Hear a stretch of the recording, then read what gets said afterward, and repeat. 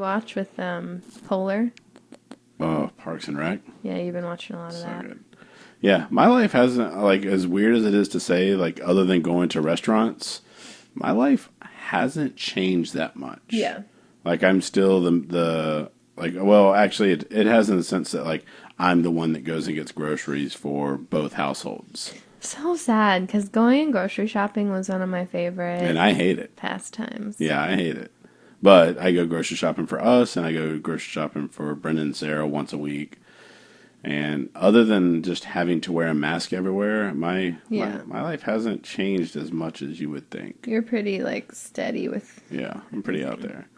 How do you deal with social isolation, loneliness/loneliness during COVID-19? I don't experience it. Yeah, I really like being home. I love our house. Even though she's constantly looking for a new one for us to rent, But it's not but I just love being home. Right. Yeah. Really. Why?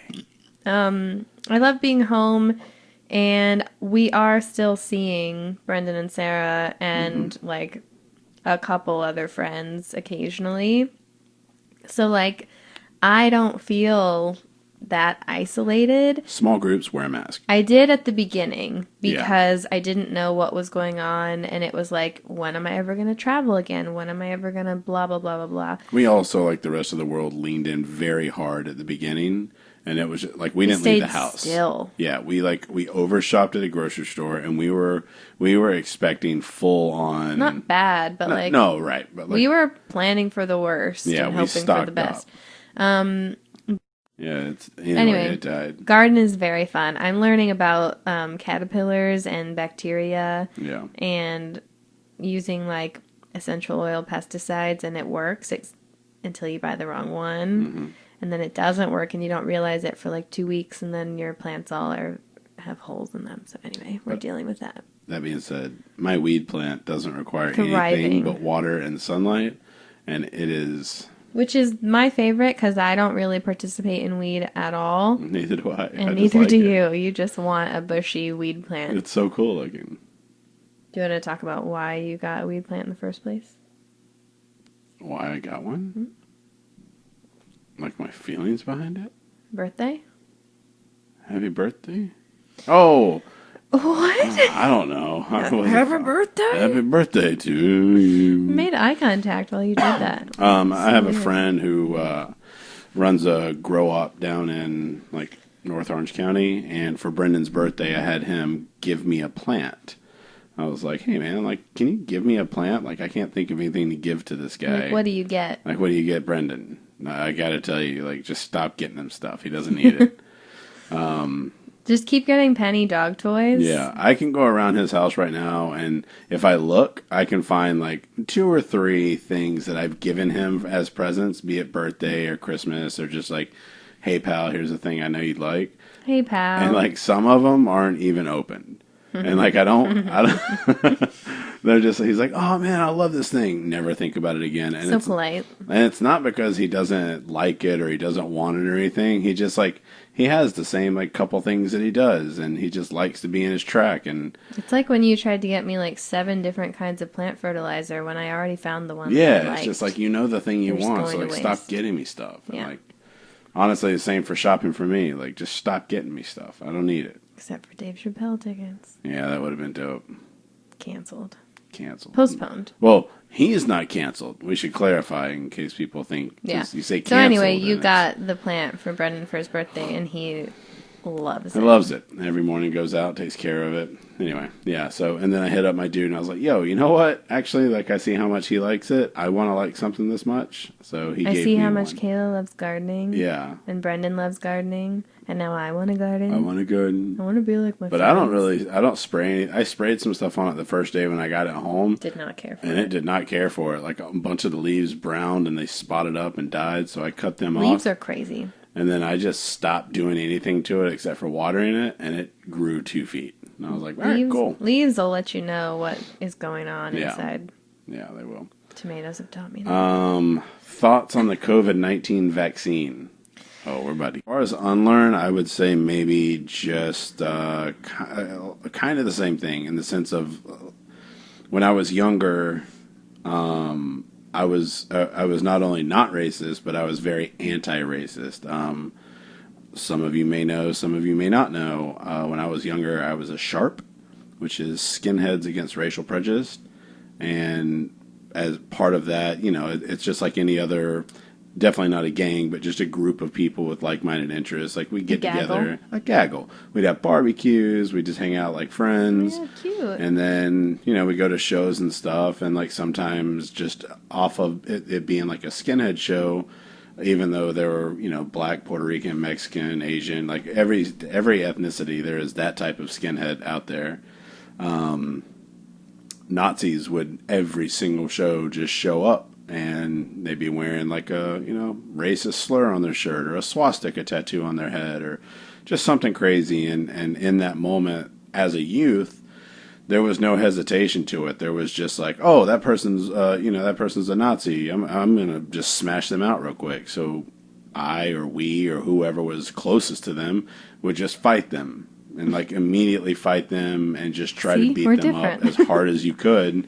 Until them and all of their friends left and weren't around anymore. Yeah, a little different, like slightly different. And that was me as a youth. I was very anti-racist, and I guess as I got older and I have more things to lose now by getting into a fight or going out and being like an agitator, I kind of became a little more maybe complacent. Yeah. Definitely not racist in any shape of the word or the notion at all, but less anti-racist. More just like, what, me? No, I'm not racist. Like imagining in my head all the stuff that I've seen and all the stuff that I've done to not be racist. Just imagining that people can see that just by looking at me and being like, oh, that guy's not racist. He's cool, like whatever. So I did become a little more complacent and just assuming that it was, I was like, no, I'm not racist. Everything's fine. So I don't know. I guess I've had to kind of kick that back into gear. And like, I'm definitely not going out and just smashing out Nazis just because it's a Friday night. But I think I would be... It's hard for me to say because in my everyday life, I think if I saw racism, if I saw it immediately, I would say or do something about it. I feel that in my like body. I feel like I would do that. But now, because of this whole thing and because it's brought to light how much harder it is to be black in America and have so much stuff stacked against you from the very beginning, I feel like it's I would do a little bit more or a lot more to put myself in an uncomfortable situation to help someone that is black in some sort of a situation. I don't know. Like I've got like a thing. It says, what challenges does Zack foresee when tour starts back up, given COVID is a thing? One panic-related question. Personally, and 4 things like Death Walk. Yeah, just not to weirdly swing from one thing to the other, but this is very COVID related, so I'll just swing. Swing, bada swing. I have had a couple conversations like when COVID first broke out. There was a lot of Zoom calls going around of all the touring personnel, like tour managers, AEG, and Live Nation reps, and we were all just chit-chatting and talking, and what I'm going to say is in no way, shape, or form the future of touring. Nobody can predict that. We're just all kind of like still wait and see at this point in time. There was talk of cutting venue capacity. We have to increase the footprint of what people are expected to have around them. Anytime we go into a venue's capacity, let's say, is 20,000 people, and that is for like a basketball event where the entire floor is used, but all the way around 360 is seats. Venue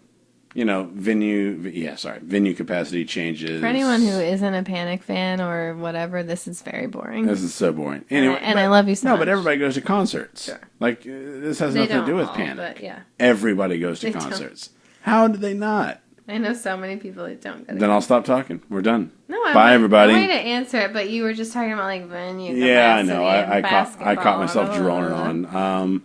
Yeah, we're trying to figure that out. Everybody is actively working on it, whether it's just decreasing the amount of people that are allowed in, adding in like hand sanitizing stations, handing out face masks. We honestly have no clue, and we're excited to see what happens.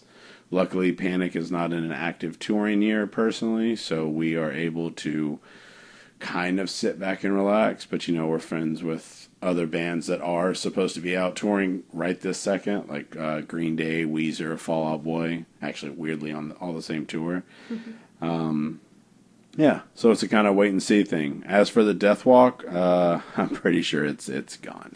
It was already we licking and the whatever. Yeah, it had gotten to a point where it was an almost borderline violation of a personal space. Whatever we were able to give him, with security being in close proximity, it was borderline weird. But I think with COVID and the amount of people that he brings rushing in and the amount of people we see getting crushed in seats because of the Death Walk, I think we can safely cut that.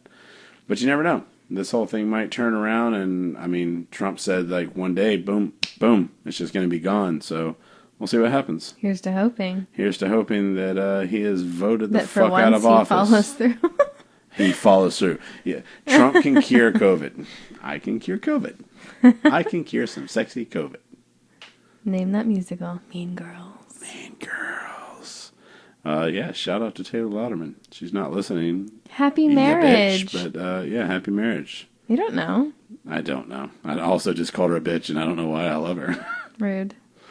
She could be, but she probably isn't. But maybe.